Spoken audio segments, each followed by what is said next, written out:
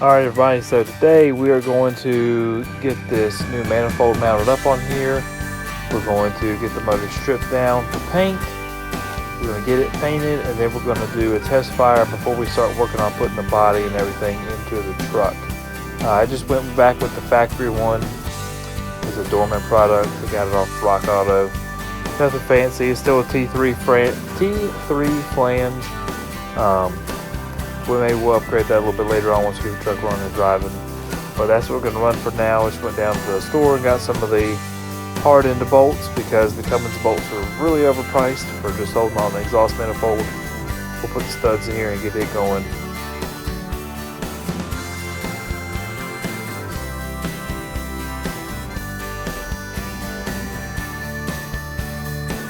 Alright, so we'll get the turbo mounted on here now. Of course, when in doubt, Google. I took the number off the turbo. Googled, it's just the industrial version of an HX35, which is the factory Dodge automotive turbo. So thankfully it's not a Dodge part. We'll get everything on here and then we'll do a little bit of paint. As you can see right here, I'm doing a combination of sandblasting, wire wheeling, hand wire brushing, and blowing and everything off on the motor. We're going to go back on it with some Duplicolor. We're going to run this Duplicolor engine enamel. It's 500 degree rated. I wiped everything off with acetone before I applied it. It's a 500 degree primer, so we're going to get everything primed up. This whole thing took us about 6 hours to do between dry time and then, of course, getting it painted and cleaned up. It was definitely worth it in the end. It came out looking way better than I imagined.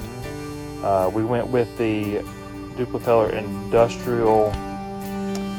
It's called Cast Iron is the color. It actually turns out really well. It's a nice contrast with the Chevy Block Orange. So you'll see in a second when we did the valve covers, the cold side of the turbo and the intake. We're probably going to end up changing this intake so it'll hook up to the intercooler a little bit easier in the truck. But I was pretty pleased with it. Let us know what you think in the comments below.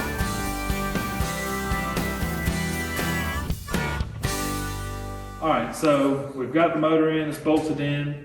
Unfortunately, we didn't get the pilot bearing bored out to the right side, so we're going to pull the flywheel off. But before we do that, we've got the starter in from a 6.0 or 6.4 Power Stroke. Got a fresh 1000 cranking net battery hooked up to the leads here.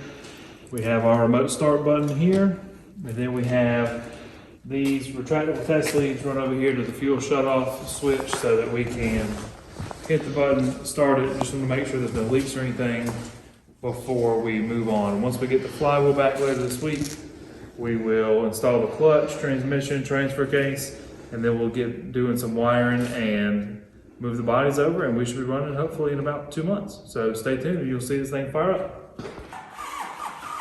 Getting this motor fired up took a little longer than I had hoped. Of course, I had the system primed up.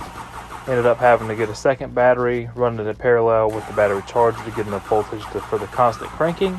But I got that done. We are going to run dual batteries in the truck, of course, paralleled together.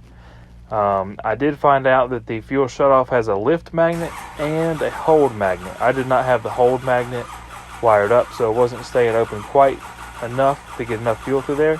So I ended up just unhooking that, holding it wide open, and having my wife use the remote start. So when you hold the fuel shutoff wide open, they let it fire right up, which you can see is what I'm doing here. Enjoy this next few seconds of this clip where the motor's running and everything. Let us know if you have any questions.